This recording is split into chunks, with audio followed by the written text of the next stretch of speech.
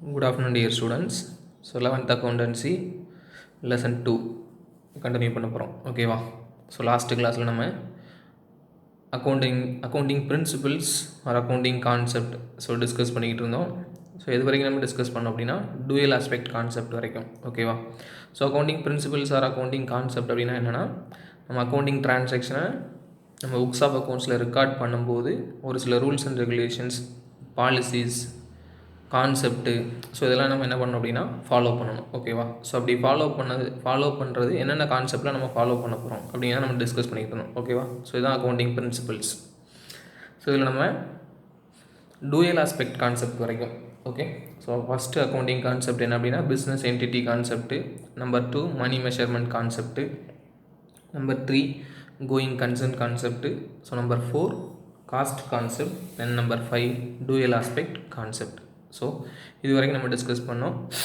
தென் next periodicity concept. ஓகேவா? So periodicity concept அப்படின்னா என்ன அப்படின்னா, நம்ம அக்கௌண்டிங் டிரான்சாக்ஷனை வந்து நம்ம லாங் டைமுக்கு லாங் பீரியடுக்கு ரெக்கார்ட் பண்ணிட்டே போக முடியாது. ஒரு பர்டிகுலர் பீரியடில் நம்ம என்ன பண்ணணும் அப்படின்னா அக்கௌண்டிங் டிரான்சாக்ஷனை கம்ப்ளீட் பண்ணிவிட்டு தென் நம்மளோட பிஸ்னஸ் பெர்ஃபார்மன்ஸ் எப்படி இருக்குது அப்படிங்கிறத நம்ம என்ன பண்ணணும், ஐடென்டிஃபை பண்ணணும். So according to this concept the accounting and transactions are completed or stopped particular period and to find out the financial performance of the business during that period. ஓகேவா? For example, உங்களுக்கு நீங்கள் எக்ஸாம்லாம் conduct பண்ணுறாங்க. ஓகேவா? Exam conduct பண்ணும்போது பார்த்தீங்கன்னா உங்களுக்கு எப்படி கண்டக்ட் பண்ணுறாங்க, mid term test, then quarterly, then second mid term, then half yearly, then final exam, revision, final exam conduct பண்ணுறாங்க. ஏன் டேரெக்டாக நம்ம ஃபைனல் எக்ஸாம் கண்டக்ட் பண்ணிடலாமே? ஏன் இன்பிட்வீன் கேப்பில் எக்ஸாம் கண்டக்ட் பண்ணுறாங்க அப்படின்னா ஒன்றை எவாலுவேட் பண்ணுறதுக்காக தான். ஓகேவா? ஸோ ஒன்றை வேல்யூ பண்ணுறதுக்கு, உன்னோட பெர்ஃபார்மன்ஸ் எப்படி இருக்குது அப்படிங்கிறத ஐடென்டிஃபை பண்ணுறதுக்கு. ஸோ அப்படி ஐடென்டிஃபை பண்ணி சப்போஸ் பெர்ஃபார்மன்ஸ் லோவாக இருந்துச்சு அப்படின்னா உன்னோட பெர்ஃபார்மன்ஸை இன்க்ரீஸ் பண்ணுறதுக்கு சம் ஸ்டெப்ஸ் எடுக்கிறதுக்காக. ஓகேவா? ஸோ அந்த கான்செப்ட் தான் எங்கேயும் ஃபாலோ பண்ணுறாங்க அப்படின்னா பிஸ்னஸ்லேயும் ஃபாலோ பண்ணுறாங்க. ஓகேவா? ஸோ பிஸ்னஸ்லேயும் அதே தான். நம்ம லாங் டைமுக்கு என்ன பண்ணலாம், நம்மளோட பிஸ்னஸோட பெர்ஃபார்மன்ஸை ஐடென்டிஃபை பண்ணலாம். டேரெக்டாக நம்ம என்ன பண்ணலாம், என்ட்ரி பண்ணிக்கிட்டே போயிட்டு கடைசியில் என்ன பண்ணலாம் அப்படின்னா கம்ப்ளீட் பண்ணலாம். ஸோ அப்படி பண்ணோம் அப்படின்னா நம்மளோட பெர்ஃபார்மன்ஸை நம்மளால் என்ன பண்ண முடியாது, அனலைஸ் பண்ண முடியாது. ஸோ அதுக்காக என்ன பண்ணுறாங்க அப்படின்னா அக்கௌண்டிங் ரெக்கார்ட்ஸை ஒரு பர்டிகுலர் பீரியடில் ஸ்டாப் பண்ணி கம்ப்ளீட் பண்ணிடுறாங்க. கம்ப்ளீட் பண்ணிவிட்டு தென் பெர்ஃபார்மன்ஸ் ஐடென்டிஃபை பண்ணிட்டு திரும்ப கம்ப்ளீட் பண்ணதுக்கடுத்து திரும்ப நியூவாக ஸ்டார்ட் பண்ணுறாங்க. நியூவாக ஒரு அக்கௌண்டிங் ரெக்கார்ட்ஸ் என்ன பண்ணுறாங்க, ஸ்டார்ட் பண்ணி தென் அதை ஒரு பர்டிகுலர் பீரியடில் என்ன பண்ணுவாங்க அப்படின்னா கம்ப்ளீட் பண்ணிட்டு தென் அனலைஸ் பண்ணி பார்த்து previous year performance and current year performance, so ரெண்டையும் மேட்ச் பண்ணி பார்க்குறாங்க. தட் மீன்ஸ் கம்பேர் பண்ணி பார்த்து தென் நெக்ஸ்ட்டு டெவலப் பண்ணுறதுக்கு என்னென்ன ஸ்டெப்ஸ் எடுக்கணும் அப்படிங்கிறதுக்காக என்ன பண்ணுறாங்க, இந்த பீரியடிசிட்டி கான்செப்டை யூஸ் பண்ணுறாங்க. ஓகேவா? So this concept deals with preparing accounts for particular period as the proprietors, that means the owners, the investors, creditors, employees and the government are interested to know the performance of the business unit periodically. Okay, ஒரு particular பீரியடுக்குள்ளே so இவங்களாம் ரொம்ப இன்ட்ரெஸ்டடாக இருப்பாங்க. எதுக்கு அப்படின்னா அந்த பிஸ்னஸோட பெர்ஃபார்மன்ஸை identify பண்ணுறது. So அதில் main யார் அப்படின்னா ஃபஸ்ட்டு ப்ரொப்பரைட்டர் தான். ஓனர் தான் என்ன பண்ணுவாங்கன்னா நம்மளோட பிஸ்னஸ் பெர்ஃபார்மன்ஸை ஐடென்டிஃபை பண்ணுறதுக்கு ரொம்ப இம்பார்ட்டண்ட்டாக இருப்பாங்க, இன்ட்ரெஸ்டடாக இருப்பாங்க. ஓகேவா? ஸோ நம்ம இன்ட்ரெஸ்டட் குரூப் பார்த்தோம்ல, ஸோ அதே பர்சன் தான் இங்கே இன்க்ளூட் ஆகும். ஓகேவா? So it becomes necessary to select a particular period, normally one year of measuring performances. ஓகேவா? நார்மலாக 1 இயர் அப்படின்னு சொல்லுவாங்க. ஒரு சில business quarterly, half yearly performance எவ்வளோ அப்படிங்கிறதெல்லாம் அனலைஸ் பண்ணுவாங்க. ஓகேவா? Hence financial statements are prepared after every accounting period and not at the end of itself அப்படிங்கிறாங்க. ஓகேவா? ஸோ நெக்ஸ்ட்டு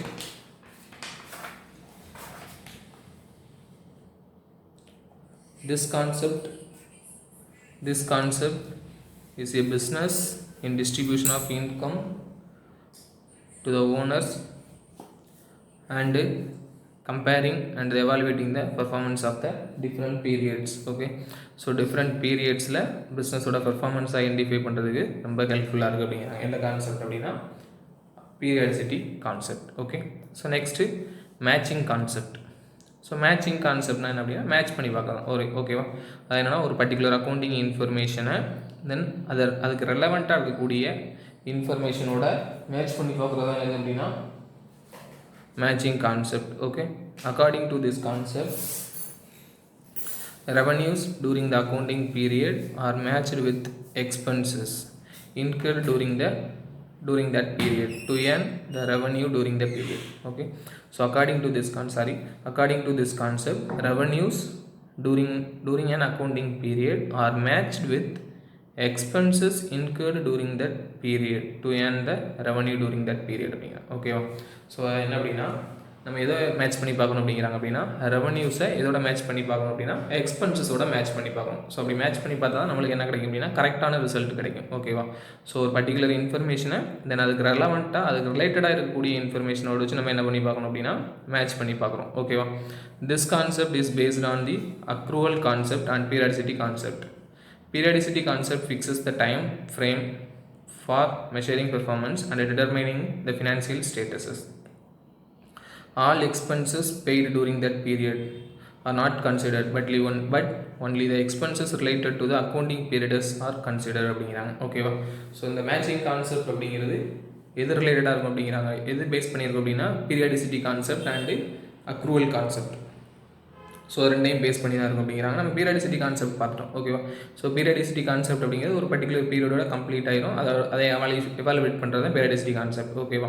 ஸோ அப்போ என்ன பண்ணுவாங்க அப்படின்னா ப்ரீவியஸ் இயரோட performance and current year performance இல்லை அதுக்கு முந்தின வருஷத்தோட பெர்ஃபார்மன்ஸ், ஸோ இதெல்லாம் என்ன பண்ணுவாங்க அப்படின்னா மேட்ச் பண்ணி பார்ப்பாங்க. ஸோ அப்படி மேட்ச் பண்ணி பார்த்து then current year performance improve ஆயிருக்கா டிக்ரீஸ் ஆயிருக்கா அப்படிங்கிறத என்ன பண்ணுவாங்க டிஸ்கஸ் பண்ணுவாங்க. ஓகேவா?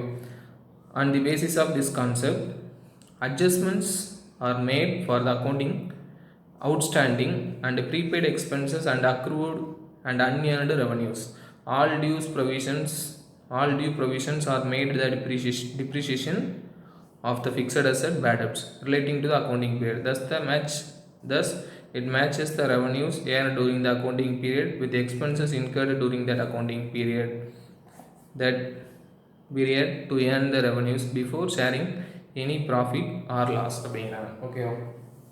அது என்ன அப்படின்னா எவ்ரி இயர் வரக்கூடிய ப்ராஃபிட் ஆர் லாஸில் ஷேர் பண்ணுறதுக்கு முன்னாடி என்ன பண்ணுவாங்க அப்படின்னா அந்த பிஸ்னஸில் இருக்கக்கூடிய ரெவன்யூஸ் அண்டு எக்ஸ்பென்சஸ், ஸோ இது ரெண்டையும் என்ன பண்ணி பார்ப்பாங்க அப்படின்னா மேட்ச் பண்ணி பார்ப்பாங்க. ஓகேவா? ஸோ அப்படி மேட்ச் பண்ணால் தான் நம்மளுக்கு கரெக்டான ரிசல்ட் கிடைக்கும். ஃபார் எக்ஸாம்பிள் பர்ச்சேஸ் வந்து சேல்ஸோட மேட்ச் பண்ணி பார்ப்பாங்க, எக்ஸ்பென்சஸை இன்கமோட மேட்ச் பண்ணி பார்ப்பாங்க. ஓகேவா? ஓப்பனிங் ஸ்டாக்கை க்ளோசிங் ஸ்டாக் அண்ட் இது ரெண்டையும் கம்பேர் பண்ணி பார்க்குறது தான் என்னது அப்படின்னா matching concept. Next realisation concept. So realisation concept அப்படின்னா என்னென்னா according to this concept, so realisation concept நான் ஃபஸ்ட்டு எக்ஸ்பிளைன் பண்ணிடுறேன். ரியலைசேஷன் கான்செப்ட் அப்படிங்கிறது என்ன அப்படின்னா for example current value, that means என்னென்னா ஒரு அசட் இருக்குது, அந்த அசட்டோட வேல்யூ நம்ம ஒரு அமௌண்ட்டுக்கு நம்ம என்ன பண்ணியிருப்போம் அப்படின்னா பர்ச்சேஸ் பண்ணியிருப்போம். ஸோ அந்த பர்ச்சேஸ் பண்ணும்போது ஒரு அமௌண்ட் கொடுத்து நம்ம பர்ச்சேஸ் பண்ணியிருப்போம். ஆனால் அதே அசட்டோட வேல்யூ கரண்ட் டைமில் மார்க்கெட் வேல்யூ என்ன ஆயிருக்கும் அப்படின்னா சேஞ்ச் ஆகிறதுக்கு சான்சஸ் இருக்குது. ஸோ அப்படி சேஞ்ச் ஆகும்போது நம்ம அதை எங்கே கன்சிடர் பண்ணக்கூடாது அப்படின்னா அக்கௌண்டிங்கில் நம்ம கன்சிடர் பண்ணக்கூடாது. ஓகேவா? மார்க்கெட் வேல்யூ இன்க்ரீஸ் ஆகலாம், டிக்ரீஸ் ஆகலாம். ஸோ அதை நம்ம கன்சிடர் பண்ணக்கூடாது. நம்ம என்ன அமௌண்ட்டுக்கு எந்த டேட்டில் பர்ச்சேஸ் பண்ணமோ அதே டேட்டில் அதே அமௌண்ட்டுக்கு தான் நம்ம என்ன பண்ணணும் அப்படின்னா புக்கில் ரெக்கார்ட் பண்ணிட்டு வரணும். ஓகேவா? ஸோ ரியலைசேஷன் பண்ணும்போது தட் மீன்ஸ் அந்த அசட்டை சேல்ஸ் பண்ணுறோம் அப்படின்னா அப்போ என்ன வேல்யூ அதை நம்ம புக்ஸில் ரெக்கார்ட் பண்ணிக்கலாம். ஓகேவா? இன்பிட்வீன் கேப்பில் நம்ம பிஸ்னஸில் இருக்கும்போது அந்த அசட்டோட வேல்யூ சேஞ்ச் ஆகிருக்கு, இன்க்ரீஸ் ஆகுது, டிக்ரீஸ் ஆகுது அப்படின்னா அதை கன்சிடர் பண்ணக்கூடாது. So according to this realisation concept, any changes in the value of assets is to be recorded only when the business realizesனா சேல்ஸ். ஓகேவா? சேல்ஸ் பண்ணும்போது என்ன வேல்யூ அதை மட்டும் தான் ரெக்கார்ட் பண்ணணும். ஏதாவது சேஞ்சஸ் இருந்து நம்ம பிஸ்னஸில் இருக்கும்போது சேஞ்சஸ் இருந்தால் அதை ரெக்கார்ட் பண்ணக்கூடாது அப்படிங்கிறாங்க. Okay, when assets are recorded at historical வேல்யூனா நம்ம பர்ச்சேஸ் பண்ணும்போது காஸ்ட்டாக at the time of purchase. Okay, historical value. Any changes in the value be accounted only when it is realized. Okay, next objective evidence concept. அப்படின்னா என்ன அப்படின்னா all the transaction must have evidence. Okay, எல்லா டிரான்சாக்ஷனுக்கும் கண்டிப்பாக என்ன வேணும் அப்படிங்கிறாங்க evidence வேணும். Evidence இல்லாத டிரான்சாக்ஷனை நம்ம எதில் ரெக்கார்ட் பண்ணக்கூடாது, புக்ஸ் ஆஃப் அக்கௌண்ட்ஸில் ரெக்கார்ட் பண்ணக்கூடாது. ஓகேவா? So if you are accountant you have to record any transaction in the books of accounts. You have to check their receipts. So அந்த அந்த எவிடன்ஸ் நம்மளுக்கு என்ன வேணும் அப்படின்னா கண்டிப்பாக வேணும் அப்படிங்கிறாங்க. Documentary evidence like cash receipts, invoice, etcetera, bill, anything.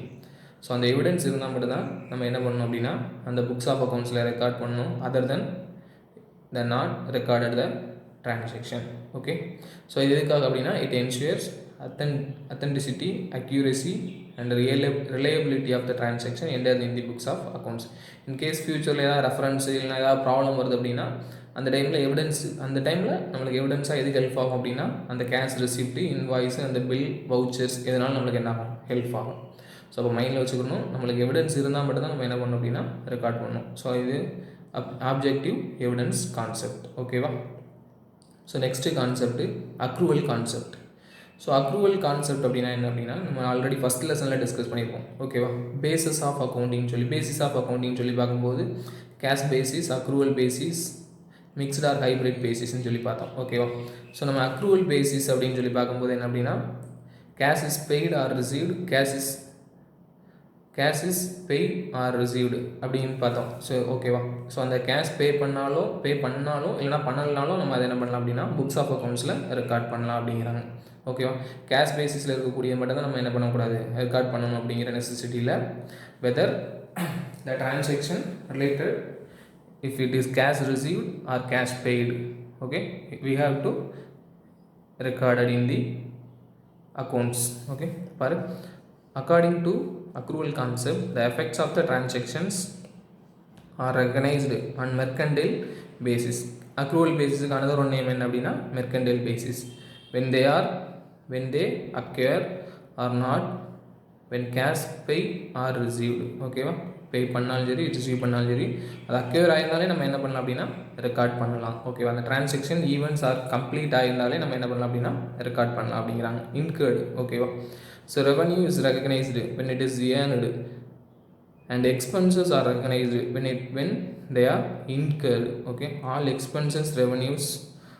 expenses and revenues related to the accounting period are to be considered irrespective of the fact whether revenues are received in cash or not, when the expenses are paid cash or not. ஓகேவா? அது என்னென்னா revenues are received cash or not, receive பண்ணியிருந்தாலோ இல்லை receive பண்ணலனாலோ, that means இந்த revenues incurred ஆகிருந்துச்சுன்னா, அதே மாதிரி expenses whether paid or not. So all the transactions are recorded in the books of accounts on the basis of accrual concept. Okay, so next convention of consistency. So convention of consistency அப்படிங்கிறது என்ன அப்படின்னா, consistency அப்படின்னா ஸ்டாண்டர்டாக ரெகுலராக follow பண்ணக்கூடியது. ஓகேவா? ஒரு rules and regulations நம்ம ஃபாலோ பண்ணுறோம் அப்படின்னா அதே ரூல்ஸ் அண்ட் ரெகுலேஷன்ஸ், அதே ஃபார்முலாஸ், அதே பாலிசி, சேம் பாலிசி தான் நம்ம என்ன பண்ணோம் அப்படின்னா கன்சிஸ்டன்சியாக ஃபாலோ பண்ணிட்டு வரணும். இன்கேஸ் நம்ம சேஞ்ச் பண்ணோம் அப்படின்னா நம்மளோட ரிசல்ட் என்ன ஆகும் அப்படின்னா சேஞ்ச் ஆகும். ஓகேவா? ஃபார் எக்ஸாம்பிள், நம்ம பைக் சர்வீஸ் பண்ணுறோம் இல்லை கார் சர்வீஸ் பண்ணுறோம் அப்படின்னா ஏதாவது ஒரு பெர்மனண்ட்டான ரெகுலராக சர்வீஸ் பண்ணக்கூடிய இடத்துல தான் நம்ம என்ன பண்ணுறோம் அப்படின்னா சர்வீஸ் பண்ணுறோம். ஓகேவா? ஸோ அப்போ தான் அதோட ட்ராபேக்ஸ், அந்த காரில் என்னென்ன ப்ராப்ளம் இருக்குது அப்படிங்கிறது அந்த மெக்கானிக்கு தெரியும். ஓகேவா? ஸோ நம்ம வேறு சர்வீஸ் சென்டரில் போய் நம்ம விட்டோம் அப்படின்னா நம்மளோட கார் என்ன ஆகும் அப்படின்னா அஃபெக்ட் ஆகிறதுக்கு சான்ஸ் இருக்குது. ஸோ அதே கான்செப்ட் தான் இங்கேயும் நம்ம ஃபாலோ பண்ணுறோம். ரெகுலராக நம்ம ஃபாலோ பண்ணக்கூடிய ரூல்ஸ் அண்ட் ரெகுலேஷன்ஸ் தான் நம்ம என்ன பண்ணுறோம் அப்படின்னா ஃபாலோ பண்ணுவோம். ஓகேவா? சேஞ்ச் பண்ணிக்கிட்டே இருக்க மாட்டோம், நம்மளோட ரூல்ஸ் அண்ட் ரெகுலேஷன்ஸை சேஞ்ச் பண்ண மாட்டோம். Okay, so convention of consistency. The consistency conventions implies that the accounting policies must be followed consistently. ஓகேவா? இந்த அக்கௌண்டிங் பாலிசி அப்படிங்கிறத கன்சிஸ்டன்ஸாக ஃபாலோ பண்ணும் from one accounting period to another accounting period. அந்த business வந்து complete ஆகிற வரைக்கும். ஓகேவா? எவ்வளோ நாள் ரன் ஆகுதோ அது வரைக்கும் நம்ம என்ன பண்ணுவோம் அப்படின்னா சேம் பாலிசிஸ் தான் நம்ம என்ன பண்ணுவோம் அப்படின்னா ஃபாலோ பண்ணும். Okay, the results of different years will be comparable only when the same accounting policies are followed from year to year. ஓகேவா? ஸோ அந்த பிஸ்னஸோட ரிசல்ட்ஸ் வந்து நம்ம கம்பேர் பண்ணோம் அப்படின்னா same rules and regulations, same policies, same concept நம்ம follow பண்ணியிருந்தால் மட்டும்தான் year to year compare பண்ண முடியும். ஒரு இயரில் ஒரு rules and regulations, next year another one rules and regulations. If you are following, we are not able to compare the results of the business. So the rules and regulations is followed every year by same. Okay, For example, if the firms follow the straight line method of charging depreciation since its purchase or constructed, the methods should be followed without any changes அப்படிங்க. அதனால் நம்ம ஒரு fixed அசட்டோட depreciation charge பண்ணுறதுக்கு different methods இருக்குது. ஒரு 9 மெத்தட்ஸோ 10 methods இருக்குது. So ஒவ்வொரு year ஒவ்வொரு மெத்தட் எவ்ரி இயர் என்ன பண்ணுறோம் அப்படின்னா டிஃப்ரெண்ட் மெத்தட்ஸ் நம்ம ஃபாலோ பண்ணோம் அப்படின்னா நம்மளுக்கு அந்த ஃபிக்ஸட் அசட்டோட ரிசல்ட் கரெக்டாக இருக்காது. ஸோ அதனால் நம்ம ஸ்ட்ரைட் லைன் மெத்தட் ஃபாலோ பண்ணுறோம் அப்படின்னா எவ்ரி இயர் நம்ம எந்த மெத்தட் தான் ஃபாலோ பண்ணணும், ஸ்ட்ரைட் லைன் மெத்தட் தான் டிஸ்கஸ் பண்ணணும். ஓகேவா, ஃபாலோ பண்ணணும். ஸோ இந்த straight line method 1 year, next year வந்து decreasing balance method, diminishing balance method, written down value method. So இந்த மாதிரி டிஃப்ரெண்ட் மெத்தட்ஸ் இருக்குது. இந்த மெத்தட்ஸ் நம்ம ஃபாலோ பண்ணோம் அப்படின்னா நம்மளோட ஃபிக்ஸட் அசட்டோட வேல்யூ ரியலாக இருக்காது. ஓகேவா. So however it does not mean that changes are not possible அப்படிங்கிறாங்க. Okay, same rules and regulations தான் நம்ம என்ன பண்ணணும் அப்படின்னா ஃபாலோ பண்ணணும். ஒரு சில டைமில் நம்ம என்ன பண்ணலாம் அப்படின்னா சேஞ்ச் பண்ணிக்கலாம் அப்படிங்கிறாங்க. ஓகேவா. ஸோ அது என்ன மாதிரியான டயத்தில் அப்படின்னா எப்போ அதை ஃபாலோ பண்ணிக்கலாம் அப்படின்னா the provisions of law. ஓகேவா, லா சேஞ்ச் ஆகுது அப்படின்னா கண்டிப்பாக நம்ம என்ன பண்ணணும், நம்மளோட பாலிசிஸையும் சேஞ்ச் பண்ணி தான் ஆகணும். the comply with accounting standards issued. ஓகேவா, அக்கௌண்டிங் ஸ்டாண்டர்ட்ஸ் அப்படிங்கிறவங்க இஷ்யூ பண்ணுறாங்க அப்படின்னா அந்த டயத்தில் நம்ம என்ன பண்ணணும், அதை சேஞ்ச் பண்ணி தான் ஆகணும். the reflect true and fair view state of affairs of the business. ஓகேவா, சப்போஸ் நம்மளோட பிஸ்னஸில் இருக்கக்கூடிய அந்த அஃபேர்ஸ், தட் மீன்ஸ் அந்த பிஸ்னஸில் இருக்கக்கூடிய அந்த true and fair value miss ஆகுது அப்படின்னா அந்த டைமில் நம்ம என்ன பண்ணிக்கலாம் அப்படின்னா நம்மளோட ரூல்ஸ் அண்ட் ரெகுலேஷன்ஸை சேஞ்ச் பண்ணிக்கலாம் அப்படிங்கிறாங்க. ஓகேவா. ஸோ அந்த 3 ways தவிர நம்ம என்ன பண்ணணும் அப்படின்னா 3 waysல கண்டிப்பாக என்ன பண்ணலாம், ரூல்ஸ் அண்ட் ரெகுலேஷன்ஸ் சேஞ்ச் பண்ணலாம். Other then it is not changed or கன்சிஸ்டன்ஸாக ஒரே ரூல்ஸ் அண்ட் ரெகுலேஷன்ஸ் தான் நம்ம என்ன பண்ணணும் அப்படின்னா ஃபாலோ பண்ணணும். ஓகேவா. So next convention of full disclosure concept. Okay, so convention of full disclosure concept. So according to this concept all the financial statement or all the accounting statements can be disclosed with a fair and full information. ஓகேவா, நம்ம என்ன பண்ணோம் அப்படின்னா நம்ம display பண்ணுறோம். Every year நம்ம என்ன பண்ணோம் அப்படின்னா நம்மளோட அக்கௌண்டிங் ரிப்போர்ட்ஸ் அண்ட் ஃபினான்ஷியல் ஸ்டேட்மெண்ட்ஸை பப்ளிஷ் பண்ணுவோம். பப்ளிஷ் யாருக்கு பண்ணோம் அப்படின்னா கவர்மெண்ட்ஸுக்கு, இன்ட்ரெஸ்டட் குரூப்ஸுக்கு என்ன பண்ணுவோம் அப்படின்னா பப்ளிஷ் பண்ணுவோம். த்ரோ நியூஸ் பேப்பர்லையோ இல்லை ஆட் மூலியமாக என்ன பண்ணுவோம் அப்படின்னா பப்ளிஷ் பண்ணுவோம். ஸோ அப்படி பப்ளிஷ் பண்ணும்போது நம்ம ஃபுல் இன்ஃபர்மேஷனையும் நம்ம பப்ளிஷ் பண்ணணும் அப்படிங்கிறாங்க. ஓகேவா. So according to this concept, convention of full disclosure concept, all the accounting statement or all the financial statement or all the informations should be disclosed with full and fair adequate to share so that the users of the financial statements can make correctness assessments about the financial position and performance of the business unit அப்படிங்கிறாங்க. Okay, so full disclosure பண்ணணும் அப்படிங்கிறாங்க. எது அப்படின்னா financial இன்ஃபர்மேஷனை. So there is no எந்த ஒரு information நம்ம guide பண்ணக்கூடாது அப்படிங்கிறாங்க. கைட் பண்ணாமல் நம்ம என்ன பண்ணணும், எல்லா அக்கௌண்டிங் இன்ஃபர்மேஷனையும் இன்ட்ரெஸ்டட் குரூப்ஸ் யாரெல்லாம் இருக்கா அப்படின்னா internal users and external users இருக்காங்களா, அவங்களுக்கு நம்ம என்ன பண்ணணும், டிஸ்பிளே பண்ணணும். ஓகேவா. ஸோ தான் convention of full disclosure concept. Next என்ன அப்படின்னா convention of materiality concept. So இந்த கான்செப்ட் எப்படின்னா இதுக்கு அப்படியே கொஞ்சம் ரிவர்ஸாக இருக்கும். ஓகேவா. இதில் வந்து ஃபுல் இன்ஃபர்மேஷனும் நம்ம என்ன பண்ணணும் அப்படிங்கிறாங்க, டிஸ்பிளே பண்ணணும் இல்லை பப்ளிஷ் பண்ணணும் அப்படிங்கிறாங்க. இந்த கன்வென்ஷன் ஆஃப் மெட்டீரியாலிட்டி கான்செப்டில் என்ன பண்ணுறாங்க அப்படின்னா எந்த இன்ஃபர்மேஷன் யாருக்கு தேவைப்படுதோ அவங்களுக்கு அந்த இன்ஃபர்மேஷனை நம்ம என்ன பண்ணணும் அப்படிங்கிறாங்க, டிஸ்பிளே பண்ணணும் அப்படிங்கிறாங்க. ஓகேவா.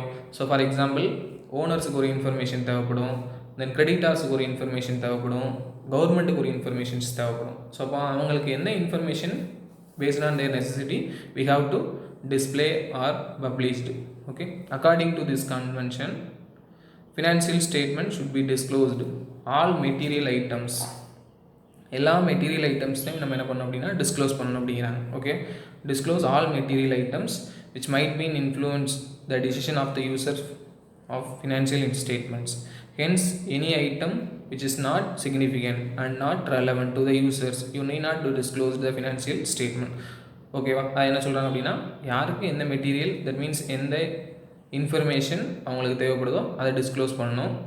சப்போஸ் ஒரு சில இன்ஃபர்மேஷன் அவங்களுக்கு என்ன ஆகாது அப்படின்னா ரெலவெண்ட்டாக இருக்காது, சிக்னிஃபிகண்ட்டாக இருக்காது. ஸோ அப்போ அதை நம்ம என்ன பண்ண வேண்டாம், need not to disclose the financial statement, அதாவது ஃபினான்ஷியல் ஸ்டேட்மெண்ட்டில் டிஸ்க்ளோஸ் பண்ண வேணாம் அப்படிங்கிறாங்க. Okay, this principles is basically an exemption of full disclosure principle. இந்த disclosure principleக்கு இது வந்து என்ன எக்ஸம்ஷன் அப்படிங்கிற ஃபுல் டிஸ்க்ளோசர் பிரின்சிபல்ஸில் எல்லாத்தையும் நம்ம எக்ஸ்பிளைன் பண்ணி என்ன பண்ணிடுவோம், பப்ளிஷ் பண்ணிடுவோம். பட் இதில் வந்து என்னென்னா தேவையான இன்ஃபர்மேஷன்ஸை மட்டும் நம்ம பப்ளிஷ் பண்ண போகிறோம் அப்படிங்கிறாங்க. ஓகேவா?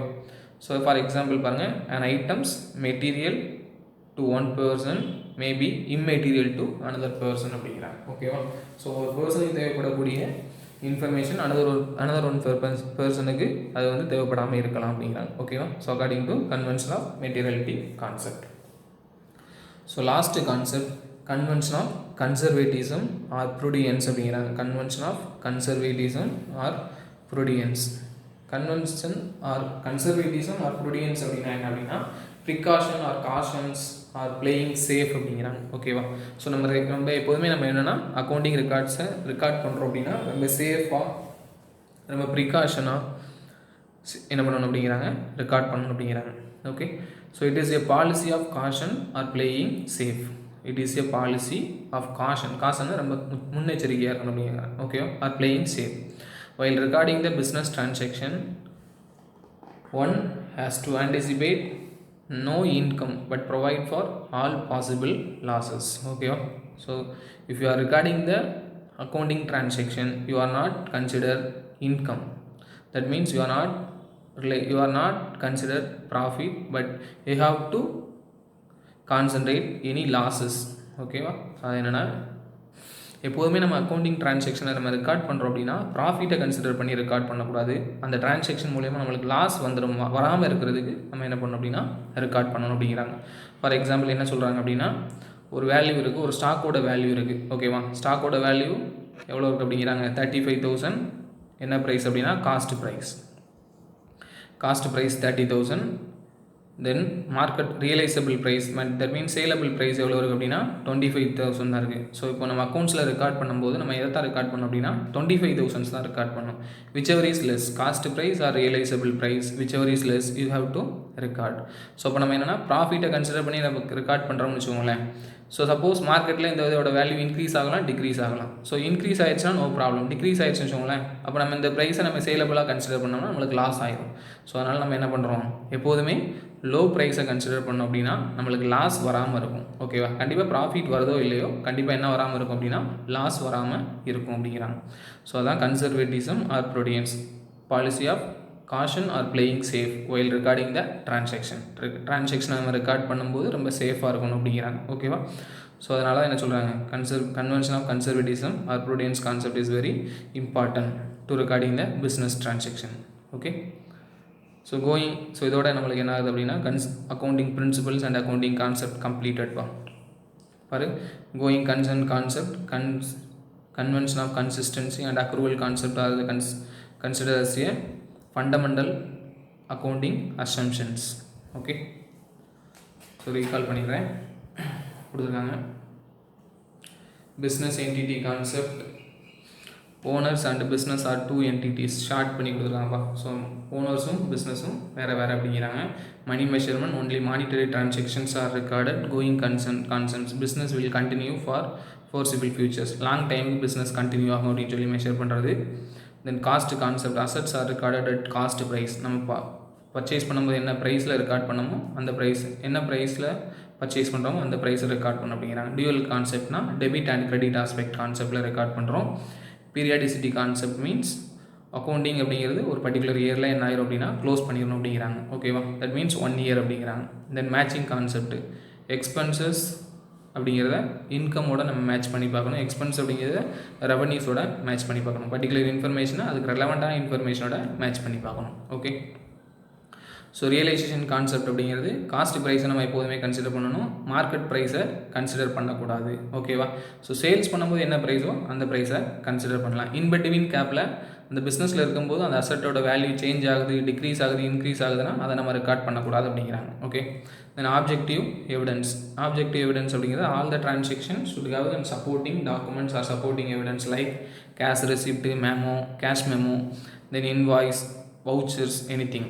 Okay, next accrual concept, the transactions is recorded when it is entered into not even the settlement take place அப்படிங்கிறாங்க. ஓகேவா? ரிசீவ் பண்ணாலும் சரி, ரிசீவ் பண்ணாலும் சரி, பே பண்ணாலும் சரி, பே பண்ணாலும் இட் இஸ் ரெக்கார்டட். கன்சிஸ்டன்சி அப்படிங்கிறத இப்போ தான் எக்ஸ்பிளைன் பண்ணேன். ரெகுலராக ஒரே ரூல்ஸ் அண்ட் ரெகுலேஷன்ஸ் ஃபாலோ பண்ணணும். full disclosure, all the information should be disclosed or displayed through their information, users of the information. Okay, materiality, relatively important and significant monetary items are to be recorded and disclosed in the financial statement. எந்த information தேவைப்படுதோ அந்த இன்ஃபர்மேஷனை மட்டும் என்ன பண்ணணும் அப்படின்னா display பண்ணணும் அப்படிங்கிறாங்க. Next conservatism, while recording the transaction only the prospective losses not be the prospective income should be considered. எதை மட்டும் தான் கன்சிடர் பண்ணணும் அப்படிங்கிறாங்க அப்படின்னா லாஸஸை கன்சிடர் பண்ணணும், தென் இன்கமை கன்சிடர் பண்ணி எக்ஸ்பெக்ட் பண்ணி ரெக்கார்ட் பண்ணக்கூடாது. ஓகேவா? So these are the accounting concept or accounting principles. So next accounting standards. So accounting standards அப்படிங்கிறது என்ன அப்படின்னா அக்கௌண்டிங் ஸ்டாண்டர்ட்ஸ்.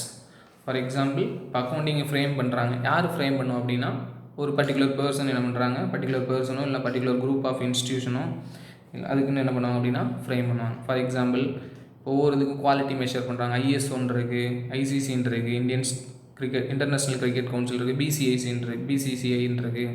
ஸோ இதுக்கெல்லாம் ஒரு கமிட்டி இருக்குது அப்படி தானே. ஸோ இது எதுக்காக அப்படின்னா அந்த கேம்லேயோ இல்லை அந்த ப்ராடக்டை குவாலிட்டியை இம்ப்ரூவ் பண்ணுறதுக்காக. ஸோ அதே மாதிரி பிஸ்னஸ்லேயும் அக்கௌண்டிங்கை இம்ப்ரூவ் பண்ணுறதுக்காக என்ன பண்ணுறாங்க அப்படின்னா அக்கௌண்டிங் ஸ்டாண்டர்ட்ஸ் அப்படிங்கிற ஒன்று கொண்டு வராங்க. ஃப்ரேமன் அப்படிங்கிற ஒரு கமிட்டி இருக்குது. ஓகேவா? ஸோ அதான் என்ன பண்ணுவாங்க அப்படின்னா accounting rules and regulations, frame work, then policies எல்லாம் என்ன பண்ணுவாங்கன்னா இஷ்யூ பண்ணுவாங்க. தென் அதை தான் என்ன பண்ணணும் அப்படின்னா ஆல் ஓவர் வேர்ல்டில் இருக்கக்கூடிய accountant and the business follow பண்ணணும். ஓகேவா? So accounting standards provides the framework and norms to be followed in accounting, so the financial statements of different enterprises becomes comparable. It is necessary to standardize the accounting principles to ensure consistency, comparability, adequacy and reliability of financial reporting.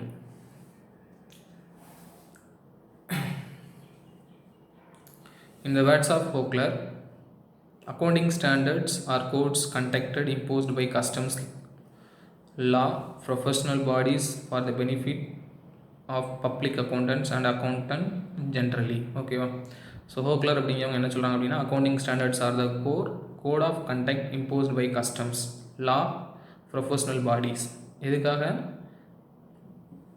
இந்த accounting standards கொண்டு வராங்க அப்படின்னா யாரோட பெனிஃபிட்டுக்காக அப்படின்னா public accountants and accounts generally. இது யாரெல்லாம் follow பண்ணுறாங்களோ அவங்களோட பெனிஃபிட்டுக்காக இந்த அக்கௌண்டிங் ஸ்டாண்டர்ட்ஸ் அப்படிங்கிறத கொண்டு வராங்க. Okay, thus the accounting standards are written policy document issued by the expert accounting body or government or the other regulatory body covering the aspects of recognition, measurement, treatment, presentation and disclosures of accounting transaction and events in the financial statements. Okay, so financial statementsல நம்ம என்னென்னலாம் follow பண்ணணும், அக்கௌண்டிங்கில் நம்ம என்னென்னலாம் follow பண்ணணும் அப்படிங்கிறத யார் frame பண்ணுறா அப்படின்னா இந்த அக்கௌண்டிங் ஸ்டாண்டர்ட்ஸ். ஸோ இந்த அக்கௌண்டிங் ஸ்டாண்டர்ட்ஸ் அப்படிங்கிறவங்க எதாக இருப்பாங்க அப்படின்னா எக்ஸ்பர்ட் அக்கௌண்டிங் பாடிஸாக இருப்பாங்க, இல்லை கவர்மெண்ட்டாக கூட இருக்கலாம், இல்லை அதர் ரெகுலேட்டரி பாடியாக இருக்கலாம். Okay, so need for accounting standard. Accounting ஸ்டாண்டர்ட்ஸோட needs to promote better understanding the financial statement, to help accountants to follow the uniform procedure and practices. Uniform world ஃபுல்லாக ஒரே ப்ரொசீஜர் அண்ட் ப்ராக்டிஸ் ஃபாலோ பண்ணணும். To facilitate meaningful comparison of financial statement of two or more entities. To enhance reliability of financial statements. To meet the legal requirements effectively. Okay, so accounting ஸ்டாண்டர்ட்ஸ்க்கு என்ன வருது அப்படின்னா international IFRS, international financial reporting standards. So இது ஒரு one of the accounting standards தான். So இவங்களாம் என்ன பண்ணுறாங்க அப்படின்னா ரூல்ஸ் அண்ட் ரெகுலேஷன்ஸ் பாலிசிஸ் தான் இஷ்யூ பண்ணுறாங்க. ஓகே, ஃப்ரேம் பண்ணுறாங்க. International financial reporting standards IFRS are issued by the international accounting standard board. இந்த IFRS அப்படிங்கிறவங்க யார் இஷ்யூ பண்ணுறா அப்படின்னா international AS accounting standards boards தான் இஷ்யூ பண்ணுறாங்க. IFRS is a set of international accounting standards stating how the particular type of transaction and other events should be reported in financial statement. The IFRS அப்படிங்கிறவங்க என்ன explain பண்ணுறாங்க, என்ன ரூல்ஸை கொண்டு வராங்க அப்படின்னா ஒரு பிஸ்னஸ் டிரான்சாக்ஷன் அண்ட் ஈவெண்ட்ஸை ஃபினான்ஷியல் ஸ்டேட்மெண்ட்டில் எப்படி ரிப்போர்ட் பண்ணணும். IFRS are issued to develop accounting standards that would be acceptable worldwide and improve the financial reporting internationally. Okay, financial ரிப்போர்ட்டிங்கை எப்படி இஷ்யூ பண்ணணும் அப்படிங்கிறத ஐஎஃப்ஆர்எஸ் அப்படிங்கிறவங்க என்ன பண்ணுறாங்க, இன்ட்ரடியூஸ் பண்ணுறாங்க. ஓகே, ஸோ இந்தியாவில் அக்கௌண்டிங் ஸ்டாண்டர்ட்ஸ், ஃபார் எக்ஸாம்பிள் கிரிக்கெட்டில் ஐசிஐசின்னு இருக்கும், இன்டர்நேஷ்னல் கிரிக்கெட் கவுன்சில்னு இருக்கும். ஓகேவா, ஸோ அதே மாதிரி என்னென்னா ஒவ்வொரு கண்ட்ரீஸ்லேயும் அந்த ஐசிசி கீழே அந்த கண்ட்ரியோட கிரிக்கெட் கவுன்சில் இருக்கும். ஓகேவா, ஸோ அதே மாதிரி தான் ஐஏஎஸ் அப்படிங்கிறது அக்கௌண்டிங் ஸ்டாண்டர்ட்ஸ் ஆல் ஓவர் வேர்ல்டில். தென் இந்தியாவில் அக்கௌண்டிங் ஸ்டாண்டர்ட்ஸ் அப்படிங்கிறது யார் ரன் பண்ணுறா அப்படிங்கிறத பார்க்க போகிறோம். In India standards of accounting issued by institute of chartered accountants of India, ICAI அப்படிங்கிறத அக்கௌண்டிங் ஸ்டாண்டர்ட்ஸை இஷ்யூ பண்ணுறாங்க. Okay, the council of institute of chartered accounts of India constituted accounting standards board, ASB அப்படிங்கிறத என்ன பண்ணுறாங்க, constitute பண்ணுறாங்க. எப்போ constitute பண்ணுறாங்க அப்படின்னா 21st April 1977, recognizing the need for accounting standards in India. ASB, that means Accounting Standard Board, formulates accounting standards so that such standards may be established by the Council of the Institute of India. The ASB will be considered as the applicable law, customs, usage, business environment and international accounting standards while framing the accounting standards in India. So அந்த ASB அப்படிங்கிறவங்க என்ன பண்ணுறாங்க அப்படின்னா, ASBயில் என்ன பண்ணுறாங்க, இந்த laws, customs, usage, business environmental, so and international accounting standards இதெல்லாம் எப்படி ஃபாலோ பண்ணணும் அப்படிங்கிறத மென்ஷன் பண்ணுறாங்க. டியூ டு குளோபலைசேஷன், ஓகேவா, so due to globalisation the accounts prepared in India must be compatible with accounts prepared in other countries. குளோபலைசேஷனால் என்ன பண்ணுறாங்க அப்படின்னா accounting அப்படிங்கிறது ரொம்ப இம்பார்ட்டன்ட் ஒன்று ஆயிடுச்சு அப்படிங்கிறாங்க. This has resulted in existing AS being converged with IFRS. AS அப்படிங்கிறது எதோட கன்வெர்ஜ் ஆயிடுச்சுன்னா IFRS. The convergence has resulted in what is known as and India AS accounting standards. India AS are basically with international accounting standards which have been modified in accordance with the Indian accounting practices, customs and traditions. Presently all big companies have to follow Indian AS rules. Okay, அந்த IFRS and Indian accounting standards அப்படிங்கிறது தான் all over வேர்ல்டில் என்ன பண்ணுறாங்க அப்படின்னா அந்த rules, அந்த committee என்ன ரூல்ஸ் அண்ட் ரெகுலேஷன்ஸ் ஃப்ரேம் பண்ணுறாங்களோ அதை ஃபாலோ பண்ணுறாங்க. Okay, but smaller business units are followed continuing with AS மட்டும் அக்கௌண்டிங் ஸ்டாண்டர்ட்ஸ் மட்டும் தான் ஃபாலோ பண்ணலாம். In futures it is expected that all the business entities in India will migrate to India AS. Okay, in ஃபியூச்சரில் பார்த்தீங்கன்னா எல்லா business என்டிட்டிஸும் எதை தான் ஃபாலோ பண்ணுவாங்க, இந்தியா AS. ஓகேவா, டு இந்தியா AS அப்படிங்கிறதுக்கு வந்துடுவாங்க அப்படிங்கிறாங்க. ஓகே, IFRS இருக்காது, இந்தியா AS, இந்தியா அக்கௌண்டிங் ஸ்டாண்டர்ட்ஸை ஃபாலோ பண்ணுவாங்க அப்படின்னு சொல்கிறாங்க. Okay, so accounting standards in India எப்போ கொண்டு வராங்கன்னா ASB அப்படின்னு சொல்லி 21st April 1977 இன்ட்ரடியூஸ் பண்ணுறாங்க. ஓகே, ஸோ இதோட இந்த லெசன்ஸ் கம்ப்ளீட் ஆகுது. So next 1 words and 2 mark 3 mark questions இருக்குது. நம்ம நெக்ஸ்ட் கிளாஸில் எப்படி மார்க் பண்ணுறதுன்னு பார்ப்போம். ஓகே, ஸோ இந்த லெசனில் நம்ம என்னெல்லாம் டிஸ்கஸ் பண்ணோம் அப்படின்னா book keeping definitions and objectives, then accounting principles, accounting concept, so இதெல்லாம் டிஸ்கஸ் பண்ணோம். And AS accounting standards, international financial standards, financial reporting standards, accounting standards in India, so இதெல்லாம் நம்ம என்ன பண்ணோம் அப்படின்னா டிஸ்கஸ் பண்ணோம். ஒன் டைம் ரிவைஸ் பண்ணுங்கள். Thank you. Next கிளாஸில் பார்க்கலாம். Okay, thank you.